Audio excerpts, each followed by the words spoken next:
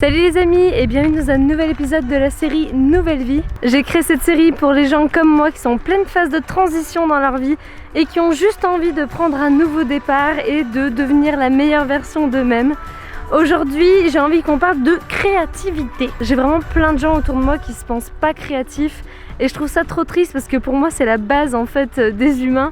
C'est le pouvoir justement de créer cette imagination qu'on a et c'est juste trop dommage de pas l'utiliser en fait. Je pense que le problème c'est qu'il y en a plein qui font pas la distinction entre faire quelque chose d'artistique et être créatif, parce que selon moi c'est difficile d'être un artiste mais de ne pas être créatif.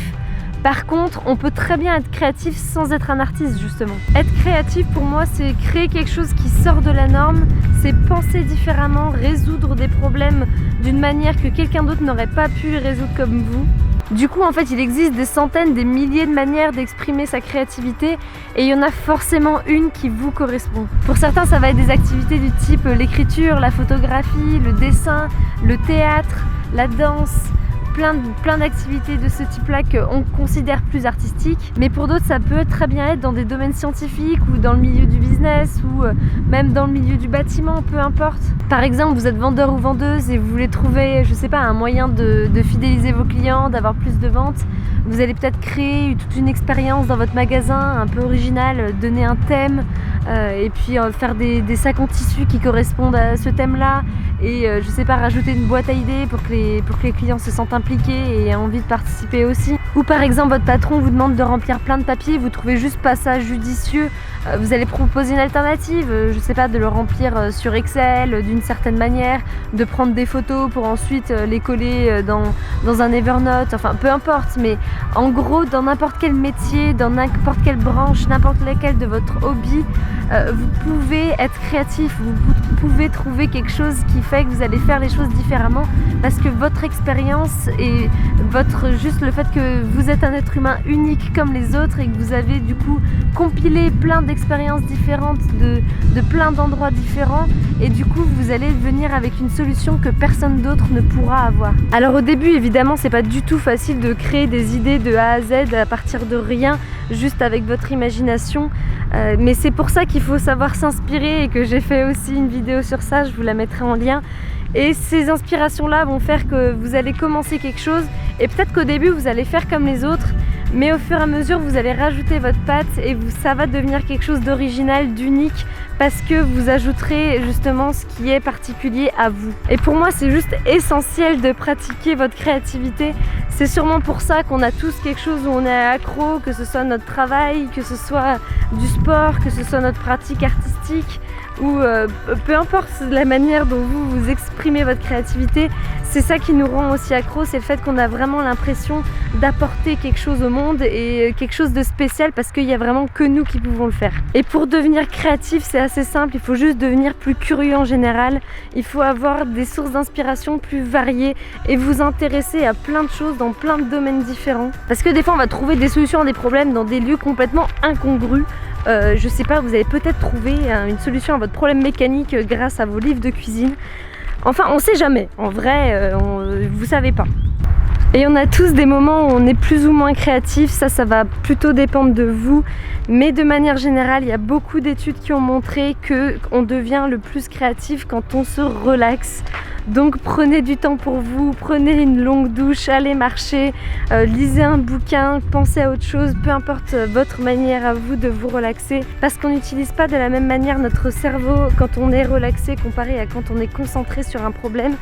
Et de prendre un peu de recul, en général, ça nous aide à trouver des solutions beaucoup plus créatives.